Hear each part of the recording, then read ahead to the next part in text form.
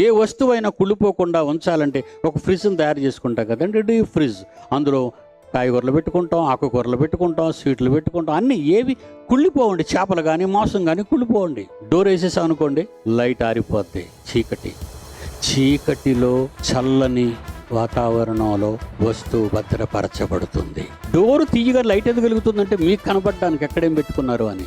అలా డోర్ తీసి ఉంచరు, మళ్ళీ పాడైపోతాయి అవి. అందుకే అవసరమైన తీసుకోగానే మళ్ళీ డోర్ వేసేస్తాం. డోరు వేయగానే కాంతి ఆగిపోతుంది. చీకటి కమ్ముకుంటుంది.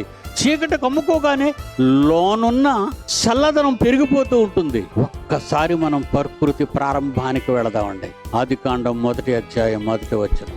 ఆదియందు దేవుడు భూమి ఆకాశములను సృజించిన ప్రకృతిని.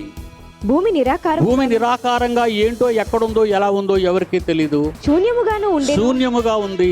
చీకటి అగాధ జలముల పైన కమ్మి ఉండెను. చీకటి అగాధ జలముల చల్లని వాతావరణం. అంటే ఈ రోజు మనం బ్రతికే ఈ ప్రకృతిలో మానవ శరీరానికి అవసరమైన వాతావరణాన్ని ఎంతకాలం, కొన్ని వందల కోట్ల సంవత్సరాలు చీకటిలో జలములలో భద్రపరిచాడట. ప్రకృతిని చీకటిలో అగాధ జలముల చల్లదనంలో భద్రపరిచాడు. ఆ భద్రపరిచిన దాని మీద అప్పుడు వెలుగు కలుగుగాక డోర్ తీసాడప్పుడు ఆయన.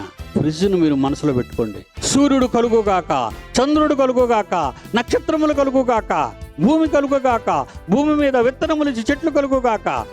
ఎలా అయితే మీరు ఫ్రిడ్జ్ డోర్ తీయగానే లైట్ వెలుగుతుందో, లైట్ వెలిగిన వెంటనే మీకు అవసరమైనవన్నీ తెచ్చుకుంటారో, దేవుడు ప్రకృతిని ఆ విధంగా వందల కోట్ల సంవత్సరాలు చల్లటి నీటిలో, చీకటిలో పదార్థాన్ని భద్రపరిచి ప్రకృతిగా నీ చేతికిచ్చి, ఈ మట్టితోనే నిన్ను చేసి, ఈ మట్టిలో వచ్చినవన్నీ నీకు ఆకలిని తీర్చి ఎన్ని ఎందుకు చూపించాడో తెలుసా?